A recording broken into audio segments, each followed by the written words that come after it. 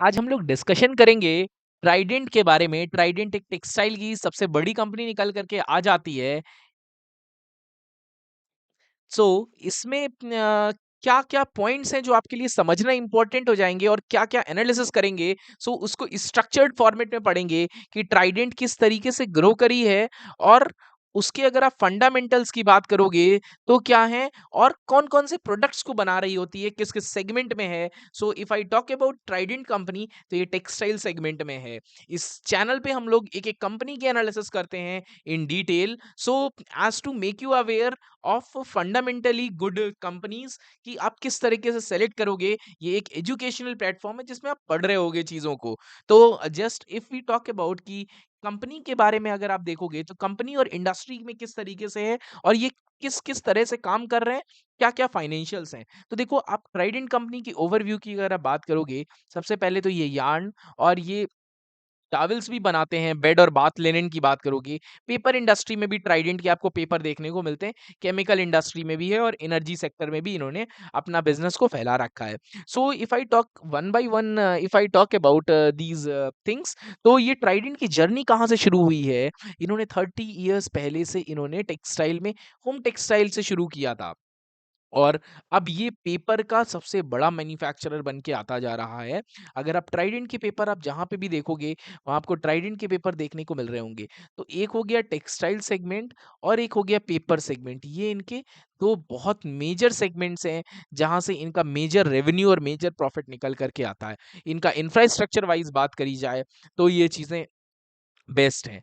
सो अगर if I talk about, तो इनमें 15,000 से ज़्यादा इनकी वर्कफोर्स है और ग्लोबल ब्रांड है जिसमें इनका एक्सपोर्ट में जो है वो ज़्यादा बिजनेस है। इस 61% एक्सपोर्ट्स हो रहे हैं चीज़ें। अच्छा, अगर आप बात करोगे तो स्टार्ट यहाँ से इधर से शुरू हुआ था। फिर उसके बाद इन्होंने सिर्फ यार्न मैन्युफैक्चरिंग से शुरू किया था। 17,000 स्पिंडल से शुरू किया था। फिर टेरी टॉवेल में आए थे, मतलब 8 साल बाद ये टॉवेल्स में इन्होंने एंट्री करी थी। फिर डाइवर्सिफ़ाई किया अपने बिज़नेस को। फिर किस में आए ये, आप पेपर, केमिकल और एनर्जी सेगमेंट में भी आए। 10 साल बाद 2000 से 2010 के बीच में इन्होंने ये चीज़ किया। अब ये जो है, अब आगे इनका क्या विज़न है, ये ई-कॉमर्स प्लेटफ़ॉर्म पे भी आ गए हैं। ये अपने पेटेंटेड टेक्नोलॉजीज़ को भी अपने सेल कर रहे हैं, क्योंकि इनके प्रोडक्ट्स कुछ महँगे होते हैं। और since I have seen this segment in very detail, तो अगर आप इसमें 2 चीज़ें हैं, आपका एक फंडामेंटल हो गया, दूसरा इनका जो कल्चर हो गया, आपका वर्किंग एनवायरनमेंट किस तरीके से। तो this is somewhat harsh segment. यहाँ पे वर्कफ़ोर्स थोड़ा-सा अच्छा नहीं है, बट ओवरऑल कंपनी जो है किस तरीके से वर्क करी है, किस तरीके से ग्रो करी है, ये थोड़ा आपके लिए समझना इंपॉर्टेंट हो जाता है। अच्छा, अब ये थोड़ा-सा सस्टेनेबिलिटी पे भी ये वर्क कर रहे होते हैं। If I talk about sustainability segment, तो सस्टेनेबिलिटी में इन्होंने क्या किया है, क्लाइमेट चेंज और वेस्ट सेगमेंट, इन्होंने सबसे ज़्यादा इन पे फोकस किया है। क्यों? क्योंकि टेक्सटाइल जो सेगमेंट है, वो सबसे ज़्यादा वेस्ट जनरेट करता है और ये वेस्ट जो जनरेट कर रहा होता है, इसी को ही इसको सस्टेनेबल में बनाने की इन्होंने कोशिश की है। क्यों? क्योंकि बहुत सारे सस्टेनेबल मेजर्स को लिया है कि आप रिसाइक्लिंग करोगे, रीयूज करोगे। जैसे आपका टेक्सटाइल्स है, टेक्सटाइल्स में अगर आपका डाइंग हो रहा है, बहुत ज़्यादा वेस्ट वाटर निकल रहा है, तो वेस्ट वाटर को आप रिसाइकिल कर लोगे। बहुत सारी टेक्निक्स होती हैं, तो उन्होंने उन टेक्निक्स को यूज़ करके रिसाइक्लिंग पे भी ये फोकस कर रहे हैं। सस्टेनेबिलिटी पे at use focus, ESG parameters जो होते हैं, तो इसको इन्होंने बहुत ज़्यादा फ़ोकस करके चला है। तो ये इससे हो क्या रहा है, ये सोशल कॉज़ इसको शो करते हैं। सोशल कॉज़ से बहुत बेनिफिट भी मिलता है। सोशल कॉज़ कंपनीज़ इसीलिए अपना सोशल सेगमेंट्स में कर रहे होते हैं कि इससे उनकी एक पहचान बनती है। क्यों? क्योंकि अगर आप किसी भी सोशल कॉज़ के लिए वर्क कर रहे हो, तो थोड़ा इमोशनल टच आ जाता है। दूसरा, गवर्नमेंट के भी रेगुलेशंस हैं कि आपको सोशल कॉज़ में एटलीस्ट कुछ परसेंटेज ऑफ योर इनकम उसको डेडिकेट करना है। तो ये अपने वुमेन एम्पावरमेंट में और फार्मर्स को प्रमोट करने में, इन चीज़ों में ये लोग प्रमोट कर रहे होते हैं। So this is CSR activities. जो सीएसआर एक्टिविटीज तो बहुत मस्त होती हैं, जो आप कर रहे होते हो फॉर दिस। सो इनका गवर्नेंस जो है, this is stable governance sector. इनको बहुत सारे अवार्ड्स मिले हैं इन दिस सेगमेंट। अगर आप बात करोगे तो इनके जो ब्रांड्स हैं, सो इनके इंटरनेशनल ब्रांड्स जो आपके होम टेक्सटाइल सेगमेंट में आपको देखने को मिल रहे होते हैं। So these are some of the brands that you can, Jiva हो गया, आपका सॉफ्ट कंफर्ट हो गया, तो ये होम टेक्सटाइल्स में एक बहुत बड़ा ब्रांड है। ये बहुत सारे प्लेटफॉर्म्स पे अवेलेबल हैं। डीमार्ट, रिलायंस और अमेज़न पे आपको बड़ी-बड़ी वेबसाइट्स पे इनको चीज़ें देखने को मिल जाएँगी। सो अगर आप बात करोगे इंडस्ट्री के ओवरव्यू की, तो ये जो टेक्सटाइल सेगमेंट है ओवरऑल फाइबर, यार्न और फैब्रिक 3 सेगमेंट्स में डिवाइड कर सकते हो। Fibre, yarn, fabric, apparel, home textiles और अदर सेगमेंट्स। तो इनका जो मेजर जो चीज़ है ये अब अपैरल्स में आ गए हैं। होम टेक्सटाइल्स की जो अगर आप बात कर रहे हो तो ये 3% 4% सीएजीआर के हिसाब से ये ग्रो कर रहा है। This is a growing trend. But अगर आप on a broad level textile की बात करोगे तो it is a very highly competitive market. इसीलिए इन्होंने अपनी मार्केट को टॉवेल्स में इन्होंने अपने आप को पहचान बना करके रखी है जिसमें कि ये ग्रो कर रहे हैं। इसीलिए अगर आप कंपनी के एनालिसिस कर लोगे तो आप धीरे-धीरे शेयर्स को भी आप एनालिसिस कर सकते हो। इसीलिए आपने देखा होगा धीरे से इनका जो शेयर था राइट इन 2 इयर्स बैक, तो from rupees 3 to rupees 60 20x हो गया था within span of 1 and a half years. तो इस तरीके से जब आप कंपनी को बारे में जानोगे, तब आप इसमें धीरे-धीरे इन्वेस्टिंग में भी आप समझ सकते हो।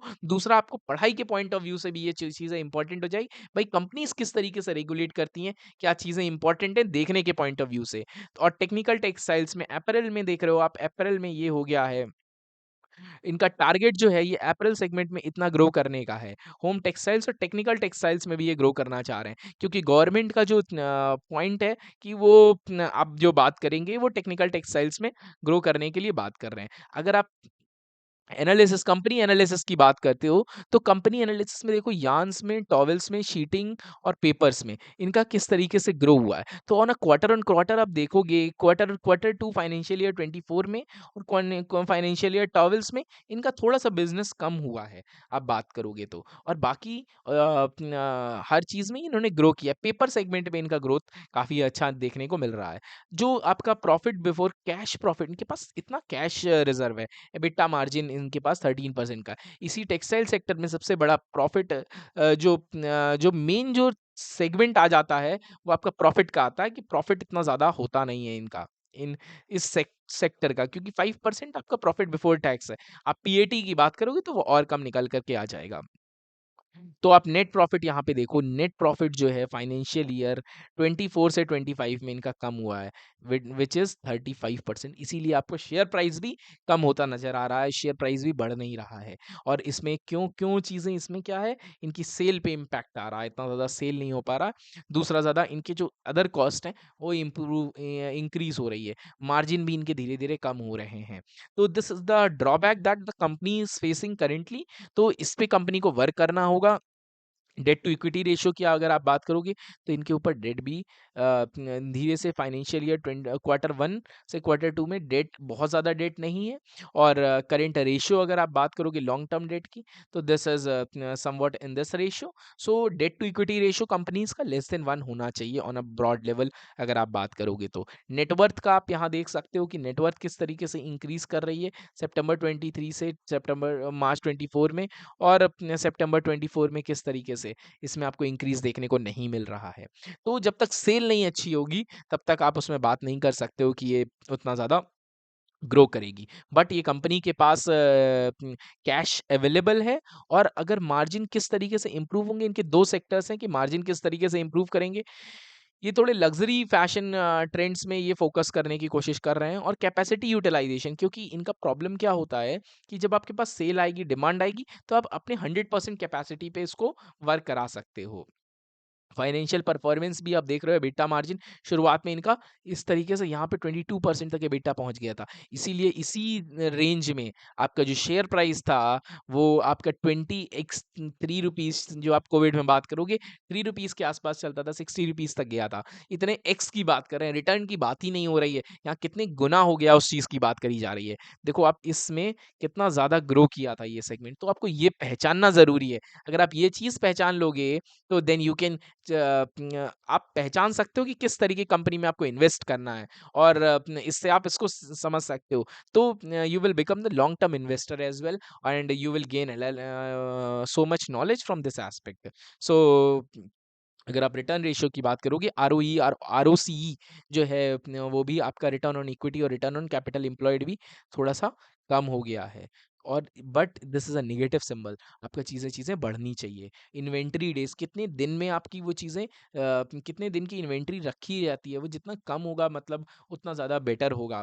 सो रेवेन्यू स्प्लिट की अगर आप बात करोगे टेक्सटाइल्स और पेपर में किस तरीके से रेवेन्यू स्प्लिट है, so you can see this segment. So these are some of the segments that you can C.